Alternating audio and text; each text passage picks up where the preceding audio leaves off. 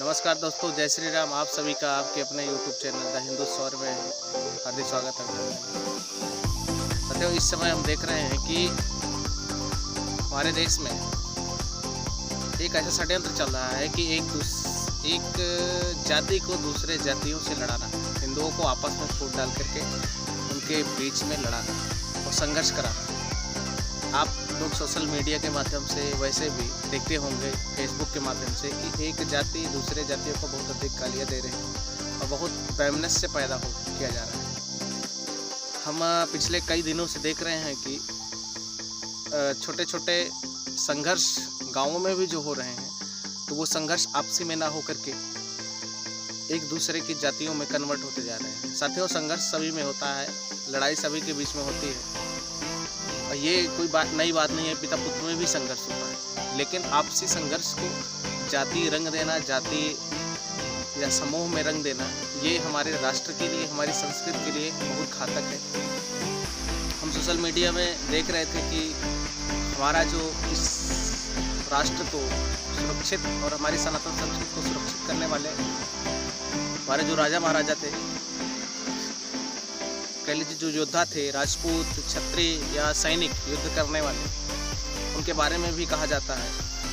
कुछ लोग अज्ञानतावश जो वामपंथी इतिहासकारों से पोषित हैं और उनसे प्रेरित होकर के इनके बारे में भी बहुत उल्टा सीधा बोलते रहते हैं कि ये हारे हुए थे, लड़े नहीं थे। साथियों, बात ऐसा नहीं है। इतिहास में हम लोग, हमारी वीरता थी बहुत, तभी आज हम बचे हैं।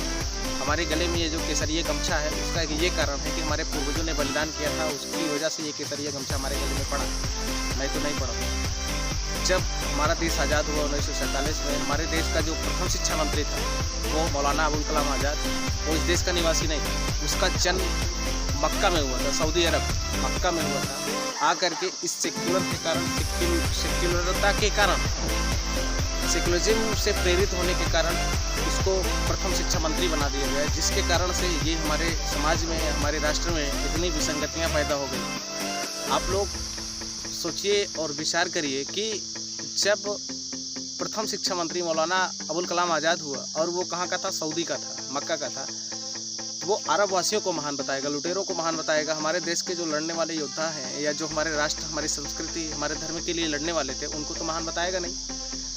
मेरा आप सभी से निवेदन है साथियों कि आपस में लड़ने का नहीं है, अपने इतिहास को समझिए, जानिए। जिस तरीके से हल्दी घाटी के युद्ध में महाराणा प्रताप युद्ध करने आए, उनके साथ राणा पुंजा भी थे जो भील थे, और गढ़िया लोहार भी थे, कई सारे लोग थे। सेना में कोई एक विशेष जाति नहीं होता। वर्तमान में जैसे राजपूत राइफल है, उसमें सिर्फ राजपूत नहीं, उसमें हर वर्ग के लोग हैं जो उस तरीके से, जिसके पास वो क्षमता होती है, वो पावर होती है, उसको उसी तरीके से दायित्व दे दिया जाता है। साथियों, अब जिस तरीके से गाली गुप्ता एक दूसरे के प्रति अपने आप को महानता सिद्ध करने के लिए किया जा रहा है, आप लोग सोचिए कि जब माँ पद्मिनी जौहर व्रत करने के लिए गई तो पूरे नगर की स्त्रियाँ उनके साथ थी। माँ पद्मिनी अकेले नहीं थी। हाँ, राजा का नाम इसलिए होता है कि वो नेतृत्व करता हो, नेतृत्वकर्ता का नाम आ गया था, लेकिन सारे नगर के लोग थे उस समय। और जब भी आक्रमण हुआ हमारे देश में, तो जब व्यापक स्तर पर नरसंहार होता था, ये अरबियों की अपनी कल्चर थी, नरसंहार होता था, तो वो ये नहीं कहते थे कि हमको सिर्फ जो है राजा या रजवाड़ों को मारना है। वो संपूर्ण नगर को और नगर के रहने वाले सभी व्यक्तियों को, सभी सामाजिक लोगों को नगर उजाड़ देते थे और सबकी नरसंहार करते थे, व्यापक स्तर पर हत्या करते थे। इसलिए साथियों, हमको इन लोगों के चाल को समझने की आवश्यकता है और समझना चाहिए। अगर हम आज नहीं समझे तो दिक्कत हो जाएगी। ये जो हमारा आपस में संघर्ष चल रहा है, इसी का नतीजा है कि अफगानिस्तान में हमारी बस्ती खत्म होगी, पाकिस्तान में ख़त्म हो गई, जम्मू कश्मीर में ख़त्म होगी, और भारत में भी हम 80% होते हुए भी हम ही पीड़ित हैं और हमारी आवाज़ देश विदेश तक नहीं जा पाती है। 1990 में कश्मीरी हिंदुओं को, वहाँ हिंदू थे, सभी थे, कश्मीरी हिंदुओं को मार के भगा दिया गया, लेकिन आवाज़ यूएनओ तक नहीं पहुँची। लेकिन एक अखलाक मारा गया, उसकी आवाज़ यूएनओ तक पहुँची और भारत से जवाब मांगा गया। हमारे प्रधानमंत्री मजबूर होकर के उस पर उनको संसद भवन में ये बात बोलनी पड़ी।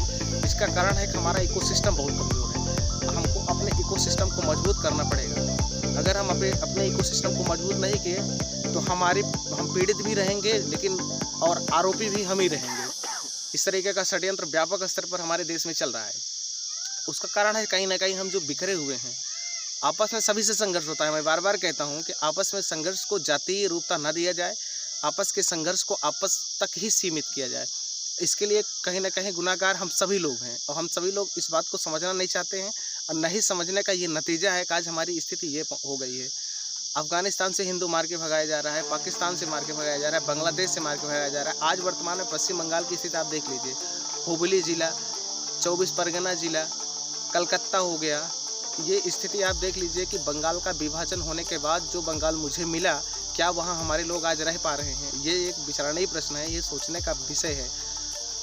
लेकिन वास्तव में आज हम भी जहाँ भी हम बहुसंख्यक हैं वहाँ हम लोग आपस में लड़ रहे हैं, अगड़े नाम पे पिछड़े नाम, अगड़ा पिछड़ा, बैकवर्ड सवर्ण, इस तरीके का जो संघर्ष चल रहा है जातियों का आपस में, ये हमारे राष्ट्र के लिए, हमारी सनातन संस्कृति के लिए विनाशकारी है।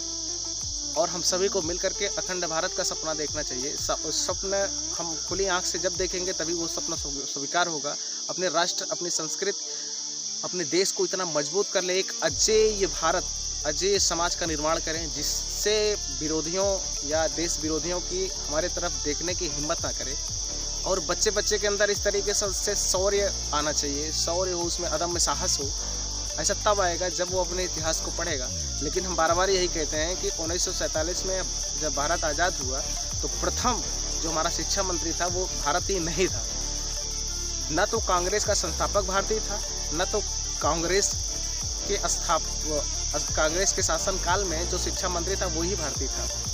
उसी का नतीजा है कि आज हमारा संस्कार, हमारी संस्कृति, हमारा सभ्यता को शून्य किया जा रहा है। और जिस समाज को शून्य करके काटा जाता है उस समाज को दर्द महसूस नहीं होता है। जैसे अपने शरीर को हम शून्य कर देते हैं, उसके बाद जब ऑपरेशन होता है तो उस दर्द को महसूस नहीं होता है, लेकिन धीरे धीरे हमारी शरीर कटती चली जाती है। उसी का नतीजा है कि आज हम इस स्थिति में पहुंच गए हैं।